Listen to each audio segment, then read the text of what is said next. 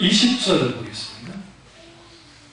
그러니까 13절과 20절 읽겠습니다. 시편 107편 13절 읽고 그 다음에 20절 읽겠습니다. 19절 20절 읽겠습니다. 예, 그들이 그 환난 중에 여호와께 부르짖음에 그들의 고통에서 구원하시되 흑암과 14절 갈게요. 흑암과 사망의 그늘에서 인도하여 내시고 그들 얼굴 맨 줄을 끊으셨도다. 19절과 2절 보면요, 이에 그들이 그들의 고통 때문에 여호와께 부르짖음에 그가 그들의 고통에서 그를 구원하시되 그가 그의 말씀을 보내어 그들을 고치시고 위험한 지경에서 건지시는도다. 아멘. 말씀 제목은 회복의 4대 요소입니다. 회복의 4대 요소입니다. 그 시편은 총 150편으로 되어 있습니다. 그리고 1부, 2부, 3부인데 4부까지 있어요. 그래서 그 시편 107편과 시편 150편 중에 34편의 시에 표제어가 없어요.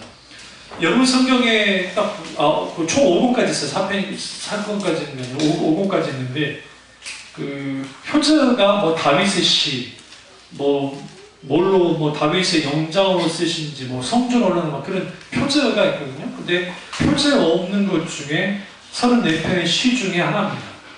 그러니까 누가 개국했는지를 몰라요.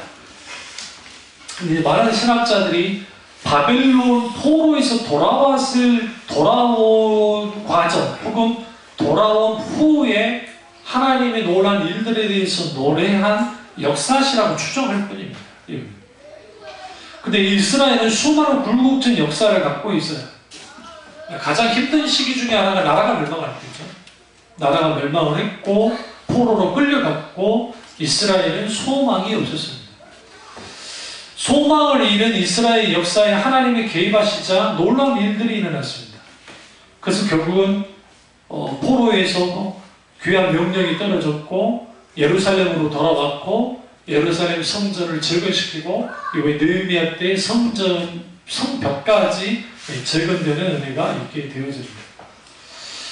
그리고 우리 여기서 이제 하나 알 것은 뭐냐면 이 성경에서 하나님의 사람들의 어떤 상황들을 보면 그들이 절망적인 상황이 놓여 있을 때 그들이 하나님을 의지할 때 그리고 하나님이 개입하시면 얼마든지 그들이 절망을 극복하더라는 거예요.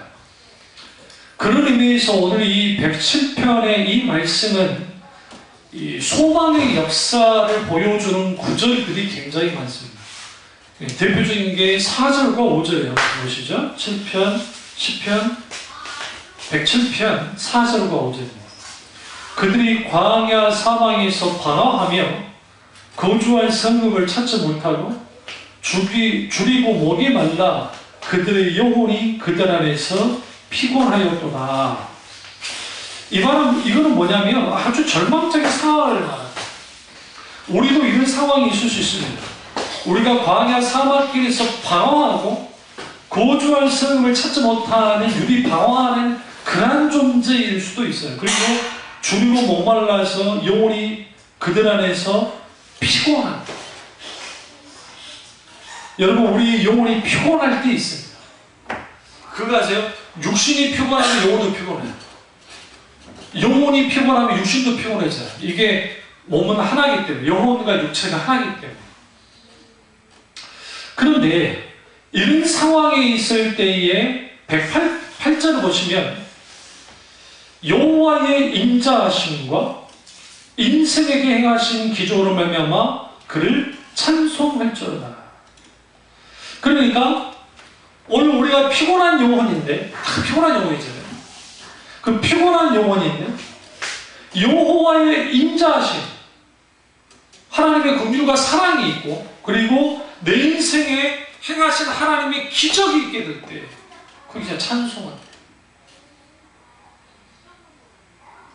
우리의 찬양이 흘러나와야 돼요. 흘러넘쳐. 그럼 어떻게 흘러넘치느냐? 당연하죠. 우리가 이런 상황에 있을 때, 피곤한 적이 있을 때 뭐 하는 거예요? 부르짖는 거예요. 6절 보세요. 이에 그들이 근심 중에 여호와께 부르짖으매 그들의 고통에서 건지시고, 여기서 그들의 근심 중에 여호와께 부르짖었다. 여러분, 근심 중에 부르짖기 쉽습니까? 안 쉽습니까? 쉽지 않습니다. 근데 그 근심 중에 부르짖는 거예요. 그리고 같이 말했죠? 거주할 성을 찾지 못하고 유리 방황했는데 7절에 바른 길로 인도하사 거주할 성읍에 이르게 하셨도다. 사막길을 가면서 막 힘들고 어려웠는데 주님이 놀랍게 인도하셨다니. 어디로요? 네, 거주할 성읍으로 인도하신다. 이것을 통해서 우리는 이제 회복의 4대 요소에 대해서 말씀드릴 텐데요. 이 회복감에 있어서 가장 중요한 게 뭘까? 부르짖는 거예요. 근심 중에 있을 때 부르짖는 거예요. 10절 보세요. 사람이 흑암과 사망의 그늘에 앉으며 곤고와 쇠사슬에 매임은, 이거 여러분, 이 상황이 이 절망적인 상황이에요. 완전 흑암이 있고 사망의 그늘에 앉아있고 곤고와 쇠사슬에 매여 있는 거예요. 얼마나 답답합니까? 이거 얼마나 힘듭니까? 얼마나 고통스럽습니까? 우리가 한 가지, 제가 그 성경의 관점에서 우리가 어떤 문제를 만났을 때, 어떤 놀림이 있을 때, 여기 문제 극복이라는 책도 있잖아요. 제가 썼던 설교문을 그 책자로 만들어낸 건데, 뭐 오타가 좀 있어서 좀 흠이 있습니다만은, 근데 거기서도 똑같이 말하죠. 우리가 어떤 그 회복되지 못하고 아주 흑암의 기쁨에 앉아있는 같은 상황에 빠졌을 때에 많은 사람들에게 길어지는 이유는 뭐냐면 스스로 감옥을 만들기 때문이에요. 그러니까 앞뒤 좌우로 여기를 딱 막아버려요. 벽을 치는 거예요. 성경 이걸 이사야서는 뭐라고 하냐면 내 백성이 벽돌로 처음에는 앞으로 가로막더니 쌓더니 옆을 벽돌을 쌓더니 뒤를 쌓더니 그게 이렇게 막힐 거잖아요. 하늘은 열려있잖아요. 그 위까지 천장을 덮었다. 그러니까 무슨 일이 벌어져요? 스스로 갇혀있잖아요. 그러니까 많은 사람들이 왜 영적인 회복이 안 될까? 이렇게 안 되는 이유는 스스로 자기를 가두니까 그래요. 근데 자기를 가둔다고 생각지 않아요. 가둔다고 생각지 않는데 스스로 갇혀요. 어떻게 갇히게 되냐면, 우리가 하나님을 찾지 않으면 피곤한 영혼이, 그리고 아주 영혼이 피곤하고 목말라 있는데, 이런 속에서, 이 근심 속에서 여호와께 부르짖으면 스스로 갇히지는 않는데, 하나님께 나아가서 부르짖지 않으면 갇혀요. 갇히게 되면 어떻게 해야 돼요? 이사야가 이스라엘 백성들에게 이렇게 말합니다. 너희가 스스로 가뒀으니 너희 벽을 헐라.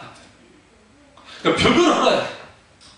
차라리 내가 벽에 갇히기 전에 주님을 부르짖는 게 우리가 영적으로 빨리 회복할 수 있는 비결입니다. 그러나 우리는 그 하나님께 이렇게 막 뭐 하지 못해요. 부르짖지 못해요. 왜 부르짖지 못하냐면 근심과 걱정과 염려 가운데 있기 때문에 그렇습니다. 그리고 우리는 어떤 상태에 있느냐? 26절 보세요. 그들이 하늘로 솟구쳤다가 깊은 곳으로 내려가니 그 위험 때문에 그들의 뭐가 녹는다?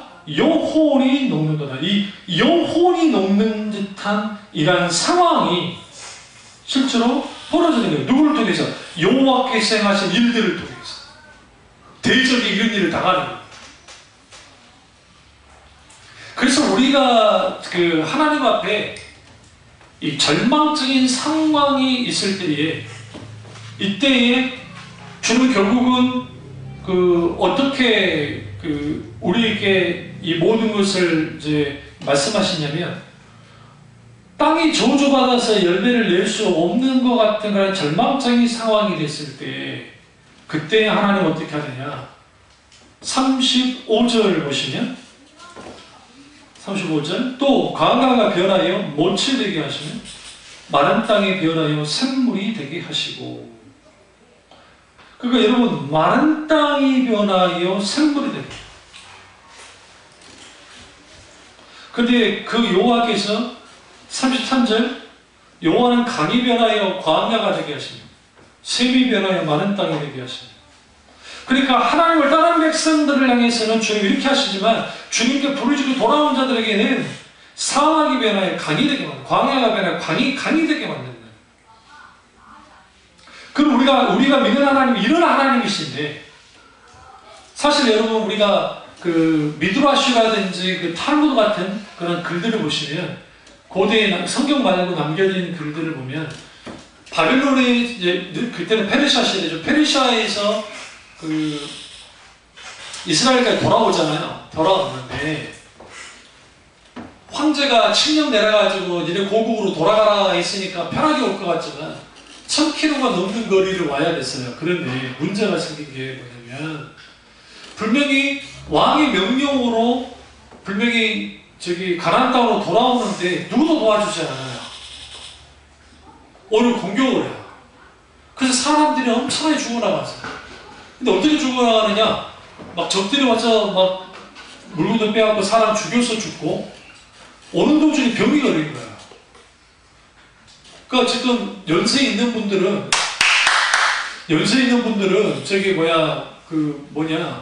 거기서 또 애들도 약하니까 무슨 일을 벌지? 거기에서 죽는 거예요. 그럼 매장할 데가 없잖아요. 그러니까 광야에 매장하고 움직여야 돼요. 더 큰 문제는 뭐냐면 줄인 거예요. 배고픔. 먹을 게 떨어져요. 누구도 도와주잖아요. 그러니까 모세 때는 하나님이 만나라고 내려서 그들을 먹이시고 광야로 오게 했는데, 이들은 광야에서 먹을 것도 없이 와요. 쫄쫄 굶으면서 와요. 그러니까 사람이 또 굶어 죽어요. 병들어 죽어, 굶어 죽어, 강도나 이런 나쁜 놈들이 와가지고 그 사람들이 죽어. 그러니까 또 그뿐 아니고 기록에 보면, 성경에 좀 나오긴 하지만 시편에 밤에는 춥죠. 낮에는 덥죠. 구름기둥과 불기둥도 없어요. 그러니까 너무 춥고 너무 덥고, 이거는 젊은 장작이라도 견딜 수 없는 그런 상황 가운데서도 그들이 어디로 돌아오느냐? 이스라엘로, 가나안 땅으로 돌아오는 거예요. 그 고난을 통과해서 들어와요. 쉽겠어요? 어렵죠. 얼마나 고통스럽겠어요. 그러니까 바보들인 거예요. 왜 바보들이냐면, 그냥 페르시아에서 편하게 살아도 돼요. 여러분, 페르시아라는 나라는 관용 정책을 썼던 나라예요. 이민족에 대해서 배타적이지 않아요. 그러니까 인도까지 영토가 그래서 커진 거예요. 지금 인도 있죠. 지금 아프가니스탄. 거의 다 페르시아 땅이었어요. 아프가니스탄 거기를 뛰어넘고 해서 인도까지. 인도 전체는 아니지만. 거기까지 다 페르시아 땅이었어요, 사실. 알렉산더 대왕이 거기를 했다고 하지만 사실 영향력은 페르시아한테 이미 거기 영향력을 발휘하고 있던 것이죠. 그러니까 거기에서 잘 먹고 잘 살 수 있어요. 굳이 가나안 땅에 돌아갈 이유가 없다고요. 그런데 학사 에스라라든지 학계의 선지자라든지 스가랴 선지자라든지 또 수룹바벨 대제사장이라든지 총독이라든지 이런 사람들이 돌아오는 거예요. 왜 때문에? 약속을 바라보면서 돌아오는 거예요. 근데 그들이 너무 고통스러웠던 겁니다. 죽을 것 같이 힘든 절망적인 상황이 있었고, 이런 과정에서 107절에서 절망에서 회복을 노래하는 소망의 시가 우리 가운데 드러나는데, 어떻게 회복이 되어졌느냐? 첫째로 회복의 제1요소는 감사입니다. 감사. 107편 1절에 보세요. 여호와께 감사하라. 그는 선하시며 그 인자하심이 영원하니라. 여호와께 감사하라고. 그러니까 여러분, 이게 감사할 상황이 아니에요. 유대인들이 처한 상황은 절망적인 상황입니다. 그런데 지금 시편 기자가 뭐랍니까? 그 여호와는 선하시고 그 인자하심이 영원합니다. 바로 그것 때문에 감사해라고. 근데 여기서 우리는 알아야 될 게, 하나님의 뜻은 인간이 헤아릴 수가 없다는 거예요. 그런데 우리 시편 기자가 하나님의 뜻은 항상 선하십니다. 어떤 상황 속에서도 결국은 하나님은 인자하시기 때문에, 선하시기 때문에 충분히 이 모든 것들을 뭐 할 수 있다? 이기도록 하실 겁니다 라고 하면서 그 먼저 감사합니다. 오늘날 우리가 회복되지 못하는 가장 근본적 원인은 감사를 잃어버렸어요. 하나님 앞에 마땅히 감사해야 돼. 감사하지 않아요. 감사는 그러니까 기준은 누구에게 일어나느냐? 감사하는 자에게 일어나요, 사실. 왜냐하면 시편 50편 23절에 감사로 제사를 드리는 자가 나 하나님을 영화롭게 하리라. 하나님을 영화롭게 할 수 있는 사람은 감사로 제사를 드리는 자입니다. 행위를 옳게 하는 자에게 혹은 감사하는 자에게 하나님의 구원을 보이리라 라고 시편 50편 23절에 말하죠. 그래서 절망적인 상황이 있는 사람들이 하나님 앞에 감사할 때에 하나님의 기적을 찾습니다. 실제로. 그러니까 번영주의자들이나 소위 말하는 그 적극적 사고방식에 영향을 받는 사람들이 감사하라, 감사하라, 감사합시오, 감사합시오, 감사합시오. 그런 차원의 감사를 말하는 게 아니에요. 전광 목사님도 그런 쪽이 좀 있는 분이긴 사실은. 본용주의적인 요소가 없지 않아 있긴 있어요. 그분도 불구하고 그분이 글에서 평생 감사된 뭐 그런 감사의 책에서 배울 게 뭐냐면 결국은 우리가 우리 인생에 봄이 있고 여름이 있고 가을이 있고 겨울이 있단 말이에요. 마찬가지로 봄의 감사, 여름의 감사, 가을의 감사, 겨울의 감사가 있는 것처럼 감사는 하는데 감사는 조건에서 오면 감사가 안 돼요. 어떤 조건, 어떤 상황, 그 누구나 할 수 있어요. 결국은 감사는 여호와 하나님이 누군지를 아는 자가 감사해요. 내가 믿는 하나님.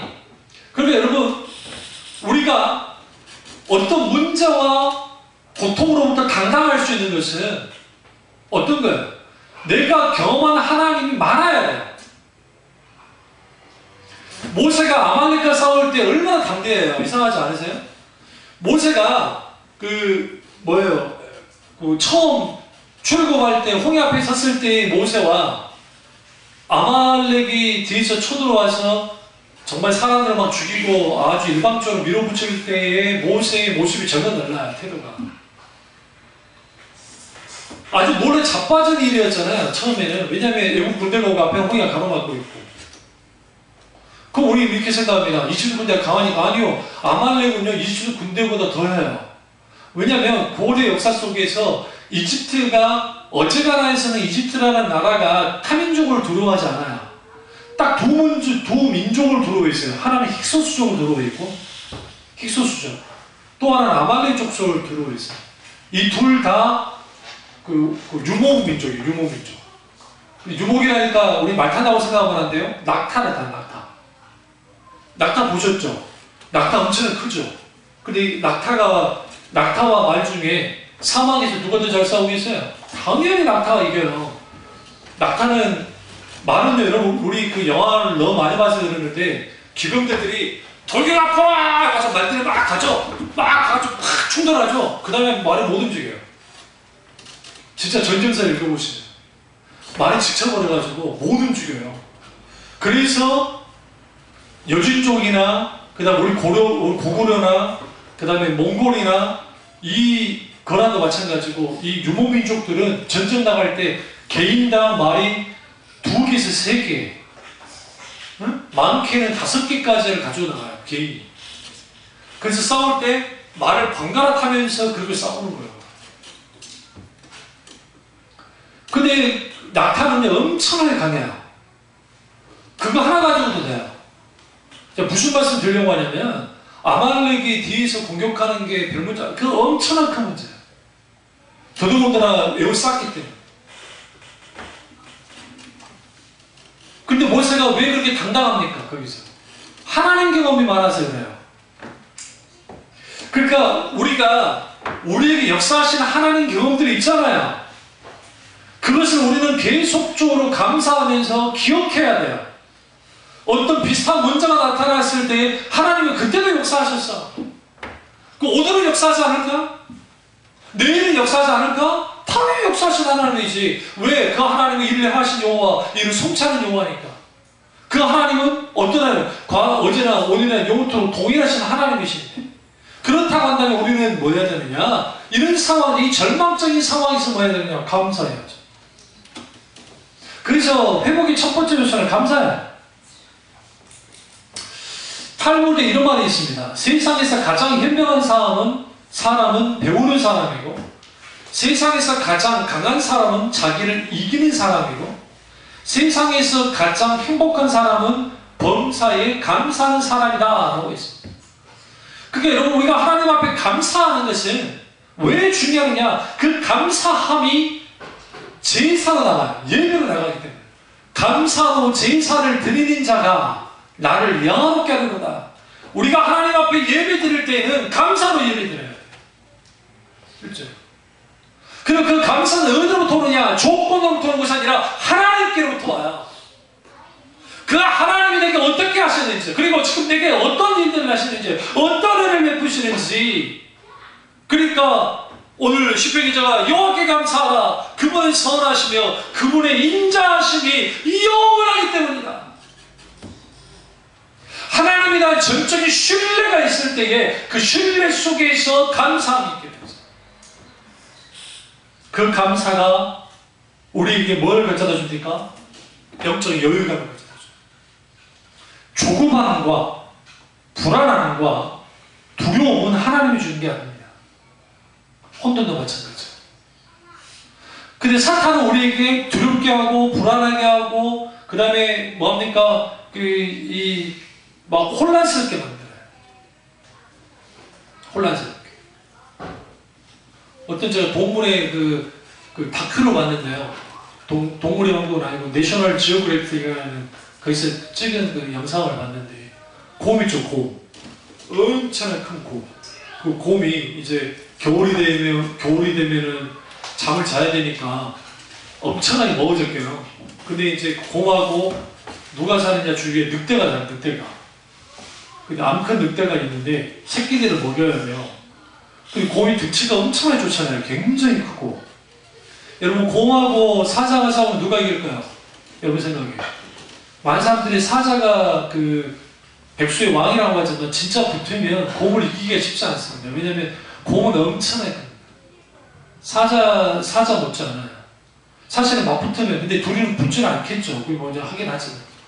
그런데 이 늑대가 얼마나 대단하냐면 새끼들을 먹여야 되니까 세상에 그 사냥해가지고 곰이 먹고 있는 걸 훔쳐가요. 보고 있는데 엉덩이를 물어버려요. 고기를 지키려니까 엉덩이 막 가까이 되면 또 늑대가 진짜 빨라요. 갔다가 또 와가지고 그럼 또 그 암컷 늑대하고 수컷 늑대가 와가지고 협동을 해. 그럼 이 바보가, 곰은 절대로 먹이를 지키는 본능이 굉장히 강합니다. 근데 자기 동족들끼리도 싸워요. 먹이 가지고. 그걸 노리고 막 해가지고 빼앗아가요. 근데 제가 더 충격받은 게 뭔지 아세요? 막 옥신각신해갖고 빼앗아갔는데 고기가 엄청 크니까 그 늑대가 이걸 한꺼번에 입으로 꽉 물어가지고 가져가기 쉽지 않잖아요. 조금 가져가다 내려놨는데도 곰이 가만 보고 있어요. 왜 보고 있는가 했더니 나레이션 해주더라고요. 곰이 지쳐서 못 간다. 곰이 지쳐가지고 저 가져가는 걸 보고 그냥 내려놔둔대요. 사탄의 그 짓이에요. 사탄. 우리는 충분히 주님 안에서 강한 존재들입니다. 왜냐하면 이미 주님이 승리했기 때문에. 늑대와 같은 사탄이, 요즘 모기 극성이죠. 안 그래요? 우리 집도 모기 막 극성인데, 이 스텔스 모기가 눈에 안 보여. 재밌는 게 뭔지 아죠? 20대들을 잘 잡아. 우리 아들 잘 잡아요. 모기를. 우리 여러분 모기 봤다가 안 보이죠? 안 보여. 어디 붙이는지 모르겠고. 근데 이거 모기가 어저께 승리 깃발을 꽂으라는 메시지를 막 준비하는데 얼마나 나를 괴롭히는지. 사탄과 마귀는 똑같아. 하는 짓이. 윙 소리 나기도 하고, 소리 안 나게 와가지고 물고 가기도 하고, 머리에 붙었다가 여기 붙었다가 막 정신없게. 결국은 전기를 튀겨 죽였지만 제가 잡아가지고 튀겨 죽였습니다만은, 사탄이 우리에게 이렇게 하는 거예요. 엉덩이를 콱 물었는데 세게 못 물어요. 왜냐면 세게 물으면 곰이 어떻게 해요? 죽여버리니까 그 가만 안 두니까 막 난리가 나니까. 그러니까 엉덩이를 살짝 콱 물으면 놀래가지고 내가 곰이 놀라는 게 처음 봤네. 그 등치 큰 놈이 놀래가지고 계속 하고 원수가 없는데 그렇게 만들어요. 마치 정신이 혼란된 것 같아. 그러니까 마땅히 하나님 앞에 감사해야 될 자들이 감사하지 않아요. 주의 선하심과 인자심이 영원하신데 내가 여호와께 감사해야 되겠다 하는데 그 감사가 안 나오는 거야. 그러니 회복될 수가 없죠.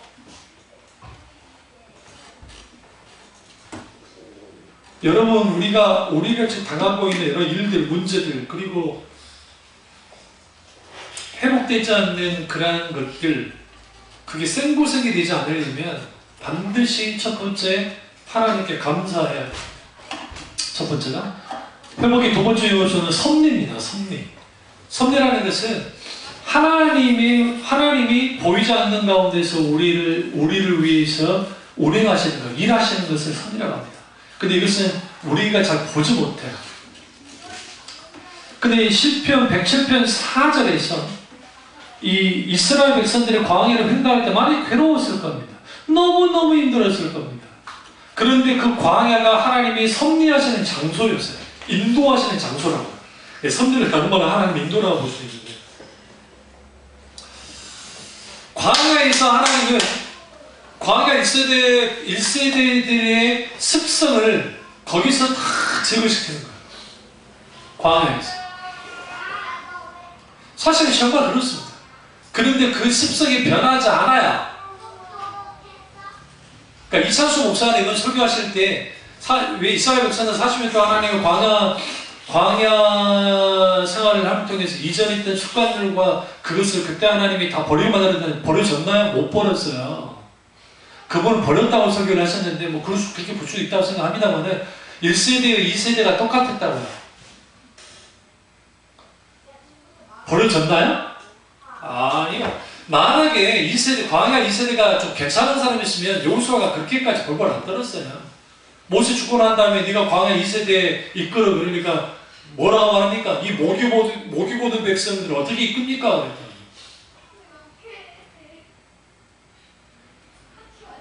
40년 동안 왜 변화되지 않았을까? 왜 회복되지 못했을까? 여러분, 이게 굉장히 중요해요. 열쇠가. 왠지 아세요? 하나님의 섭리를 보지 못한 거야. 하나님의 본뜻, 하나님의 인도하심을 보지 못한 거예요. 분명히 눈앞에 구름기둥과 불기둥이 있고 만나가 매일 아침에 내리고 이런 일들이 있음에도 불구하고, 그리고 자기들의 옷이 헤어지지 않고 자기들의 신발이 닳지도 않았는데 그래도 불구하고 그들은 여전히 뭐하고 있었어요? 불평하고 불만하고 하나님을 대적하고 그렇게 있었다고요. 다시 말하면 하나님의 기적은 늘 일어나고 있었는데, 그들 속에 하나님이 함께 하신 데 있었는데, 그래서 신명기에서 말합니다. 내가 너희들을 업고 내가 너희들을 광야에서 업고 가지 않았냐. 의료적으로 표현했다. 내가 업고 내가 통과했잖아. 내가 내 날개 안에서 정말 새가 자기 새끼를 이렇게 모은 것처럼 내가 너를 그렇게 너희들을 모으고 하지 않았냐. 그럼 내가 왜 광야로 너희들을 인도했냐? 너희들을 낮추고 하나님만을 의지하고 신뢰하기 위함이냐? 너희를 겸손케 하기 위함이 아니냐? 근데 안 됐다고요. 왜요? 우리 인생의 광야는, 그게 인간관계의 광야든 질병의 광야든 물질의 광야든 아니면 어떤 기타 등등 여러 가지 광야라 할지라도 그 광야 속에서 하나님의 섭리, 하나님의 인도하심, 하나님의 함께하심을 분명하게 경험하고 실제로 그것을 알지 못하면, 만물을 이끄시고 역사하는 하나님의 손길을 경험하지 못하면, 이거 하나님의 섭리인데 그걸 알지 못하면 사망의 음침한 골짜기를 통과할 때 개고생인 거야. 그 자체가 개고생인 거야. 그러니까 회복이 안 돼요. 그러니까 회복이 안 돼요. 감사가 첫 번째로 쓰고 섭리가 두 번째로 쓰인 것은 하나님 그분 때문에 감사하는 게 어떤 상황과 절망 속에서도, 그리고 그 하나님의 섭리가, 하나님이 움직이는 그 손길이, 보이지 않는 그 손길이, 인도하시는 손길이 내게 있다고 한다면 나는 분명하게 하나님의 인도 가운데 있기 때문에 나는 반드시 말 수 있다, 회복할 수 있어요. 그게 요셉이고 그게 모세한 거예요. 요셉이 어떠합니까? 요셉이 아버지 치마 바지 포기에서 잘 곱게 자라다가 형들한테 죽을 뻔했고, 그러다 노예로 팔려갔고, 그러다가 감옥 종 노예살이 하다가 감옥까지 들어가게 됐단 말이에요. 생각해보세요. 그때 요셉이 뭐라 합니까? 뭘 알았다고 합니까? 그가 총리가 되고 난 다음에 한 게 아니에요. 그가 하나님이 야곱 족속을 막기 위해서 지키시고 번성하게 하기 위해서 먼저 보냈다는 것을 알았다고요. 하나님이 섭리를 한 거예요. 지금 왜 내게 이런 고난이 있지? 왜 내게 이러한 일들이 있고 왜 내가 이렇게 힘들고 어렵지? 이런 모든 상황은 결국은 하나님의 섭리가 있어요. 하나님이 영혼을 구원하기 위해 하신 것이냐? 아니면 나를 주님이 훈련하고 다스리고 주님께서 나를 정말 다듬으셔서 진정한 믿음의 하나님의 사람이 되도록 만들기 위함인지도 몰라요. 분명한 것은 신명기에서 말한 것처럼 광야의 섭리적 인도는 그들이 하나님의 백성 되게 하기 위해서였어요. 그러니까 하나님이 이스라엘 백성들을 가나안 땅에서 나오게 한 것은 가나안 땅을 주기 위함이 아니에요. 단순히 가나안 땅을 주기라는 것은 아브라함과 같은, 믿음의 조상 아브라함과 같은 하나님의 백성들이 살도록 하기 위해서 가나안 땅을 준다는 것이고, 레위기서나 민수기나 성경 자세히 보세요. 내가 가나안 땅에서 너희를 인도하는 것은 너희를 내 백성, 나는 너의 하나님이 되고 너희는 내 백성이 되게 하려 함이라. 이스라엘 백성들은 뭐만 원했어요? 가나안 땅만 원했어요. 우리가 어떠한 문제를 만났을 때 왜 회복이 되지 않느냐, 언제나 회복이 되지 않느냐, 그 문제를 해결되기만 바라는 거예요. 계속 초점이 해결되고 그러다 보니까 어느 날 나는 문제만 따라가요. 문제. 내가 어제의 문제, 오늘의 문제, 내일의 문제, 이 중에 어떤 문제가 제일 큽니까? 여러분 생각할 때 오늘의 문제예요. 왜냐하면 내일의 문제는 아직 내게 다가오지 않았어요. 근데 어제의 문제를 내가 이미 지나왔잖아요. 어제의 문제를 내가 지나오다 보니까 이 문제가 내가 생각한 것보다 그렇게 크진 않았다는 걸 알아요. 근데 문제는 오늘의 문제예요. 이게 내 문제였을 때는 굉장히 커요. 그러니까 한치 건너는 몰라요. 모른다고요. 진짜로. 제가 우리 어머님을 위해서 쭉 기도를 하는데, 그리고 감동 속에서 남은 아니라고 하는 감동이 분명히 있었지만 그 날이 좀 긴장을 했죠. 근데 그 속에서 이제 기도를 충분히 하고 통화를 하는데 목소리가 밝으신 거예요. 사랑하는 둘째 아들 생일도 쌩까고, 우리 어머니 원래 안 챙기시니까 수술도 많았지만 나는 챙기지 않는다 그렇게 했으니까. 그러나 우리가 안 챙기면 난리가 납니다. 근데 거기에서 보는 거죠. 아직 다치진 않았지만, 그리고 어떤 면에서 별거 아닐 수도 있지만 그게 본인의 문제가 됐을 때 왜 우리 어머니가 그렇게 반응하실까? 이유가 있어요. 같이 기도하시는 분들 중에 70대 넘으셔서 돌아가신 분들 너무 많아요. 그러니까 우리 형 교회가 연세들이 많으시기 때문에 같이 기도하시다가 어느 날 갑자기 주무셨는데 못 일어나고 돌아가셨어요. 우리 어머님은 나이가 어린데도. 그런 분들, 장모님은 또 기도하러, 새벽기도 기도하러 오셨다가 사고 나고 돌아가셔버리기도 하고, 또 어떤 장모님은 갑자기 암이 발견돼가지고 얼마 있다가 그냥 그렇게 돌아가셔버리기도 하고, 또 어떤 분은 막 갑자기 뇌경색 있잖아요. 뇌경색이 와가지고 막 한쪽이 마비되고 막 그런 일들을 어머니 가까운 분들이 보이니까 본인도 겁이 나는 거예요.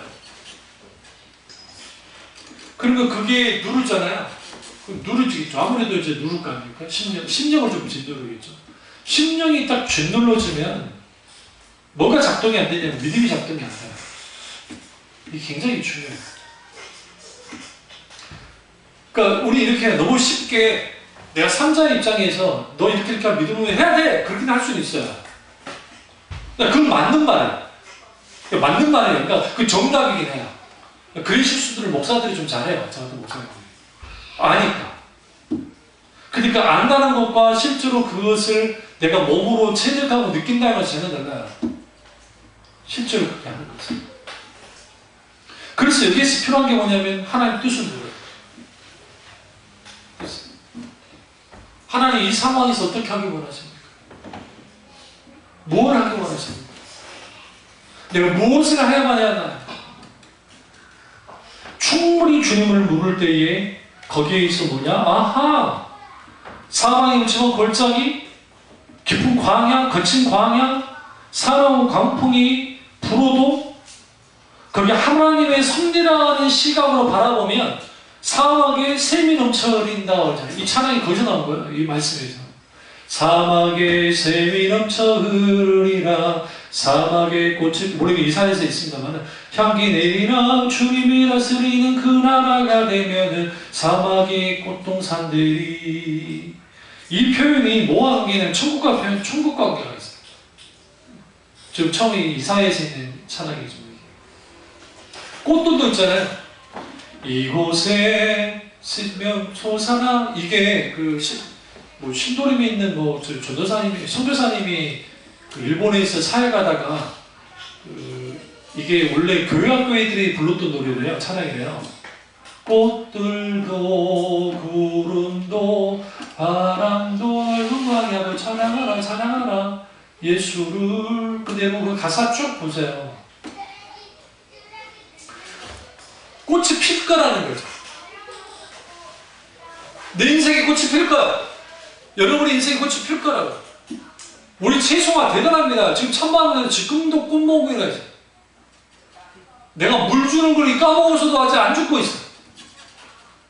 당장 오늘 아침에 물 준다고 생각했다 까먹었는데 오늘 가서 물 주려고. 비싼 수돗물. 근데 여러분 정말 이런 상황에서 찬양하라 찬양하라 예수님을.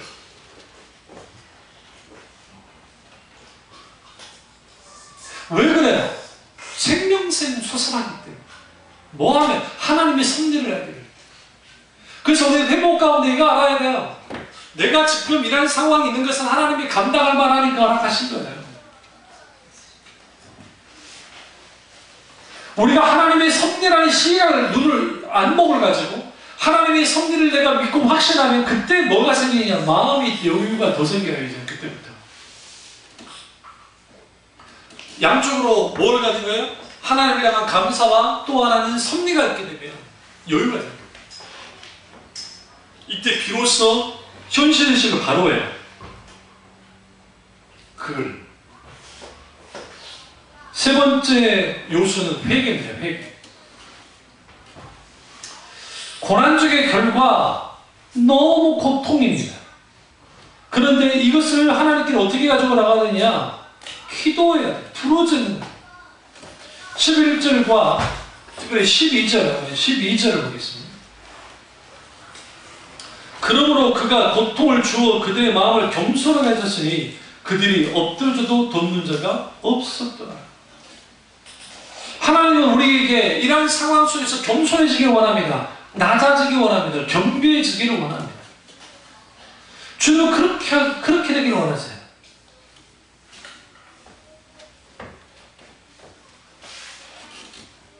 만약에 우리가 이거죠. 집에 늘 향기 나는 꽃이 있어가지고 막 향기가 막 집에 풀풀 넘친다고 합시다. 예를 들어. 근데 갑자기 어느 날인가 이상한 냄새가 같이 끼워가지고 막 해요. 주로 보면 그 냄새 나는 것은 딱 정해져 있잖아요. 하수구 냄새들. 아니면 요즘 음식물 쓰레기 같은 거 잘못해가지고 쓰레기가 냄새가 나든 고약한 냄새가 나죠. 그러면 우리는 어떻게 해야 됩니까? 먼저 쓰레기부터 치워야죠. 하수구를 청소를 하든지. 마찬가지로 우리가 하나님 앞에 왜 회개해야 되냐면 회개해야 우리가 분명하게 거기로부터 뭐 할 수 있느냐? 서서히 뭐하냐? 뭡니까? 이 청소되어지면 내가 이때까지 잃어버렸던 거, 잊어버렸던 거, 이게 다 확인되어져요. 누군가 그 말 하잖아요. 2년에 한 번씩 이사하는 것도 나쁘지 않다고. 왜 그럽니까? 라고 하니까 그분 말이 재밌어요. 우리나라만 전세가 있잖아요. 우리나라가. 다른 나라 전세가 없고. 근데 이제 세상에서 보면 안 좋은 거는 집주인이 월세 올려달라, 집 올려달라, 그게 가장 안 좋고. 좋은 거는 이게 이제 긍정적인 사람의 마인드인데 여러 집에서 살 수 있다는 거예요. 그러잖아요. 이 집도 살아보고 저 집도 살아보고 막 살아보잖아요. 살아보는데 이사할 때 잡동사니를 보잖아요. 이런 게 있었나? 안 그래도 이번에 이사 얼마 전에 했으니까 이런 게 있었냐? 근데 이제 저 같은 사람은 잘 안 버려요. 우리 어머니가 늘 했단 말이에요. 저것은 안 버린다고. 우리 형은 잘 버리는데 나는 안 버려요. 잘. 성격이 좀 잘 안 버리는 스타일. 근데 그래서 이번에 그 덕에 그래서 전기요 안 사게 된 거예요. 그 전기요 기계가 있죠. 이거 온도 조절기 있잖아요. 그거 다 고장 다 갇혀버리잖아요. 근데 저는 그게 고장 안 났다고 확신했기 때문에 딴 데 뭐 되니까 했더니 우리 딸내미 방에 불 나버렸거든요. 전기 불이 타가지고. 그걸 나한테 말 안 해줬어. 확인한다 했다가 또 불이 막 불꽃이 튀네. 우리 집에서 불꽃놀이 할 뻔했잖아요. 그죠? 그때 그걸 빼고 전격전압이 다 똑같기 때문에 바깥 꼈더니 너무너무 잘 되는 거. 3만원 굳었잖아요. 안 그러면 내가 3만원 요즘 싼 거 있거든요. 싼 거를 주니까. 근데 우리가 집에 이사를 할 때에 이거 꼭 필요한 거? 별로 필요 없는 거? 그럼 어떻게 합니까? 대부분 과감하게 버리잖아요. 그렇지 않습니까? 버릴 건 버리잖아요. 버릴 건 버리고 버리는 거, 이게 회개예요. 오늘날 우리가 왜 회복이 안 되냐면 우리 가운데 있는 버려야 할 것들, 치워야 할 것들이 치워지지 않는 거야. 그 대표적인 게 감정의 쓰레기들이에요. 감정의 쓰레기라는 건 뭐냐면 차곡차곡 쌓아놓은 우리 속에 있는 감정의 쓰레기들. 이거는 단순한 인간관계에서만 나타나는 게 아니에요. 그것도 있지만 힘든 상황이 나를 또 감정의 쓰레기가 만들어지거든요. 저 병원에서 예를 들어 뭡니까? 계속 가라는 게 쉽습니까? 그게? 거의 한 달에 돼가는데. 쉴 수 있는 방법이 있어요. 돈 받으면 돼요. 월급제로 해달라. 월급제로. 그 월급 받으면 더 힘들어. 월급 때문에. 보상이 있으니까. 이거 보상이 없잖아요. 엄마인데. 그리고 그 자체가 힘든 거예요. 어렵고. 그러면 그 상황에서 본인은 못 느껴도 거기에서 육체적으로나 마음적으로나 뭐하나 다 불편하고 힘들고 어려움 속에서 이렇게 눌려지잖아요. 그러면 그게 감정의 쓰레기들이 쌓여요. 차곡차곡. 이거는 원치 않아서 이거는 뭐 목사님 아니라 누가 또 모든 사람 다 똑같아요. 여기 다 쌓여요. 이 쌓이는 것들을 어떻게 나가야 되느냐? 하나님께로 가지고 나아가서 풀어야 돼요. 뭐가 필요하냐? 그래서 은혜가 필요해요. 더 은혜 받아요. 힘들고 어려울수록 더 지치고 고통스러울수록 더 은혜 받아야 돼요. 그래서 더 말씀을 사모해야 되고 더 좋은 신앙 양서를 읽어야 되고 더 좀 더 뭐 해야 돼요? 하나님을 더 찾아야 되고 좀 더 찬양해야 돼요. J55가 이제 나오게 되면 찬양을 했습니다만은 처음에는 드릴 때는 참 몰랐는데 다 드려지진 않아요. 그냥 앞에 것만 조금 해주는데 근데 찬양을 쭉 듣다 보면 그 가사 하나하나 그리고 하나님과의 관계 속에서 있는 그런 찬양의 것들을 쭉 들여다보니까 갑자기 뭉클한 거야. 그 신부와 관련된 찬양인데요. 하나님은 신랑이시고 나는 신부인데 거기에 나의 어용분자야. 나의 어용분자야. 하나님이 우리를 향해서 나의 어용분자야. 근데 더 놀라운 것은 하나님 편에서도 너무너무 사랑이 넘치는데 그 신부 쪽에서도 그걸 갖다 충만히 바꿔야 돼요. 그러니까 여러분 힘들고 어려울수록 고통이 클수록 거기에 하나님과 회개가 있으면 그 회개 속에서 뭐가 나냐? 하나님의 은혜가 부어져요. 회개가 있는 곳에 하나님의 은혜가 부어지고 그 은혜가 강하게 부어지면 부어질수록 우리 속에서 뭐가 일어나기 시작해요? 힘이 솟아요. 생명샘이 솟아요. 이런 상황에서 웃을 수 있어요. 웃게 돼요. 그러면서 내가 모르는 사이에 뭐하고 있어요? 이전에는 환경이 나를 좌우하고 상황이 나를 눌렸지만 어느 날은 내가 환경 위에 있고 상황을 내가 어떤 상황 속에서도 내가 담대하게 믿음으로 대처하고 있는 나를 봐요. 그때 우리 이렇게 돼요. 어이구 대견하네. 여러분 스스로가 여러분 자신에게 대견한 사람들이 되셔야 돼요. 정말 그게 가능하려면 하나님 앞에 충만히 회개해야 돼요. 왜? 하나님께 회개해야 은혜가 회복되어지고 그리고 그 속에서 하나님 어떻게 하느냐? 이 환경과 상황과 문제를 이길 수 있는 힘을 하나님이 주세요.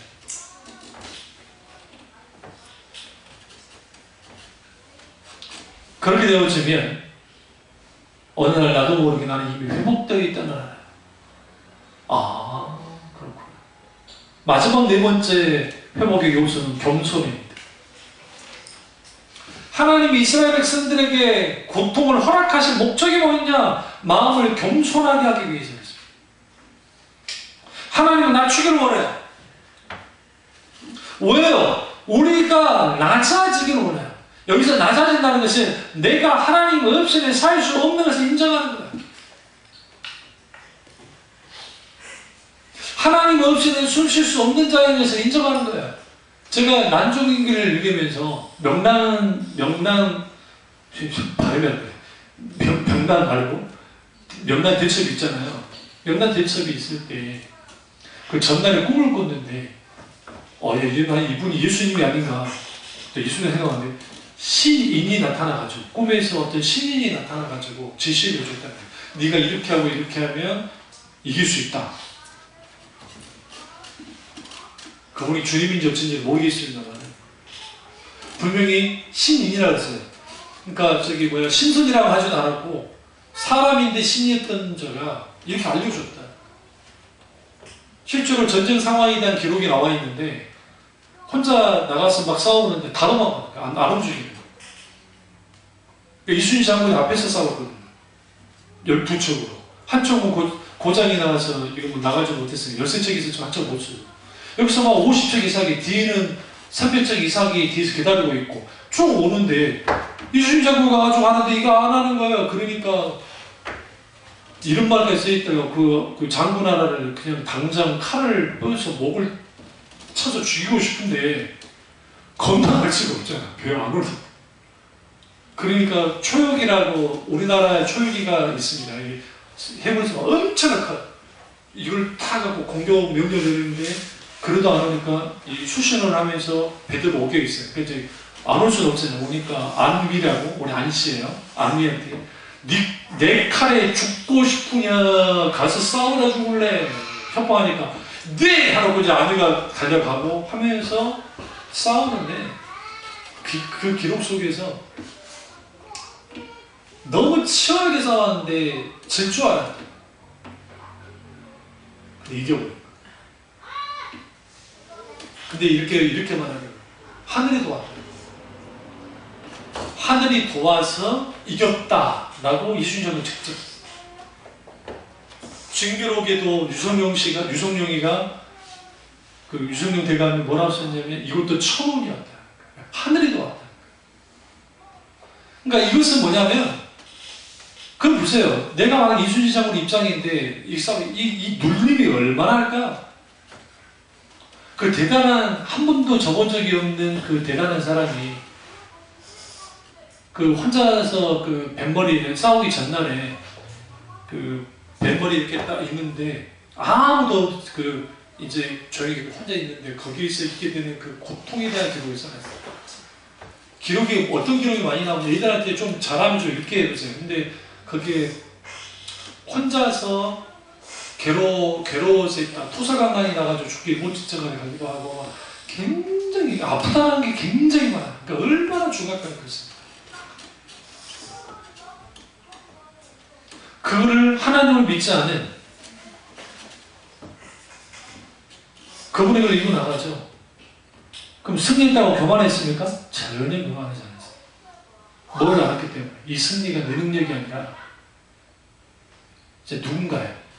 세상 말로 하면 우연으로 듣는지 그들이 말하는 뭐 천운으로 듣지는 모르지만 우리가 하나님께서 우리에게 원하는 게 뭐냐면 회복되기를 원하는데 우리는 회복되지 못하는 그 여러 가지 이유들이 있어요. 근데 여러 가지 이유가 중요한 게 아니에요. 태도가 중요하지. 그래서 우리에게 필요한 게 뭐냐? 아까 감사. 반드시 하나님 감사. 하나님의 섭리를 알아야 돼요. 그럼 하나님의 섭리를 알고 이렇게 알았으면 우리는 뭐 해야 돼? 이제는 하나님께 회개하고 그리고 하나님께 회개했으면 겸손하고 하는 거예요. 어떤 겸손함? 아, 이건 하나님이 하셨구나. 하나님을 인정하는 거예요. 이 가정, 우리 뭐 모든 가정, 참여중은 마찬가지로 우리 가정들, 우리 교회들, 기타 등들 하나님이 하셔요. 하나님이 함께 하실 때 거기에서 우리는 뭐 하게 되느냐? 충분히 회복하는데 욥기서 22장 29절에 사람이 너를 낮추거든 교만했노라 말하라. 하나님은 겸손한 자를 구원하시리라. 잠언서 3장 34절에 진실로 그는 거만한 자를 비웃으시며 겸손한 자에게 은혜를 베푸시며 이 모든 것을 이제 제가 4개에서 말했잖아요. 이 4개를, 이 4가지를 이제 한꺼번에 이렇게 감싸는 게 있습니다. 그게 기도입니다. 감사, 회개, 그리고 그러니까 감사, 섭리, 회개, 그리고 겸손, 이거를 기도가 이렇게 감싸는 거예요. 기도는 마치 펌프와 같아요. 제가 우리 외할머니에게 놀러 갔을 때 그때 그 두레박으로 하는 물을 깃는 거, 그 다음에 마중물 넣어가지고 이렇게 하면 펌프하고 물 내는 거죠. 안 해본 분들은 서울 촌놈들이에요. 근데 제가 처음에 이제 두레박으로 한 거는 뭐 그렇게 어렵지 않았어요, 기뻐도. 근데 이제 이거 아무리 물이 안 나와요. 이상해요. 그러니까 이제 피시 웃어. 우리 그 이종 사촌 형이. 성우가 왜? 그러니까 물 안 나오지. 안 나오는데요. 그러니까 봐봐. 그 물을 탁 하더니 물을 거기다 팍 집어넣고 한번 해봐. 그 물이 콸콸 갈라. 피스톤의 압력이 막 그게 마중물이죠. 기도는 이 모든 것들의 시너지를 효과를 내서 실제로 우리를 회복하게 하는 마중물이 돼요. 강력한 힘이 돼요. 그러니까 여러분, 우리가 계속 하나님 앞에 충분히 기도하는 것도 중요하고 많이 기도하는 것도 중요하지만 어떤 상황에도 중간중간 기도해야 돼요. 이걸 화살기도라는 표현을 써요. 제가 만들어낸 말이긴 하죠. 반짝 기도하는 거예요. 화살기도 혹은 번개기도. 왜? 그 기도를 통해서 하나님을 찾는 거예요. 그러면 거기에서 뭐 하게 되냐? 그 기도 속에서 하나님은 우리 가운데 있는 우리를 무력하게 하는 만드는 요소들, 그게 고정관념이든 열등감이든 거절감이든 패배의식이든 이러한 것들로부터 주님은 어떻게 만듭니까? 벗어나도록 만들어요. 우리 요즘에는 별로 없죠. 벼룩 있죠, 벼룩. 벼룩을 어떻게 훈련시킨 줄 아세요? 벼룩을 병 있잖아요. 병 안에 들어가서 뚜껑으로 닫아놔요. 근데 여러분, 기본적으로 벼룩이 얼마만큼 뛰어 오를 수 있을까라고 생각하세요? 여러분, 생각할 때. 1m 이상 뛰는 거 아세요? 그러니까 벼룩이 뛸 때 1m 이상을 뛰어요. 우리는 모르고 있을 뿐이지. 엄청나게 뛰는 거잖아요. 근데 놀라운 것은 벼룩을 이렇게 작은 우유병, 눈에 보이는 우유병에다 가둬놓고 뛰게 하잖아요. 뛰게 하면 계속 뛰죠. 계속 뛸 거잖아요. 그 안에. 이걸 계속 반복해주면 딱 이거 뚜껑을 열어놔도 거기밖에 안 떠요. 이 과학자들이 이걸 발견했단 말이에요. 무슨 말씀 드리는지 아세요? 사탄이 우리가 기도로 점프하고 막 그냥 우리는 비상할 수 있는데 사탄이 우리를 탁 찍어 눌러가지고 여기만 뛰게 만드는 거예요. 계속. 못 넘어가게. 그러니까 우리 거기에 갇혀버려요. 우리만의 세계 안에 갇혀버려요. 그러니까 영적으로 성장이 안 돼요. 영적으로 회복이 안 되는 거예요. 계속 자라나지는 못해요. 그렇게 되어지면 우리는 뭐 하게 됩니까? 거기로부터 지속적으로 우리는 갈등하면서 여전히 성장하지 못한 그 상태 그대로 있게 되어져요. 이 사실을 깨닫고 우리를 정말 주님 안에서 온전한 회복의 은혜가 있기를 주님으로 축원합니다. 기도하겠습니다.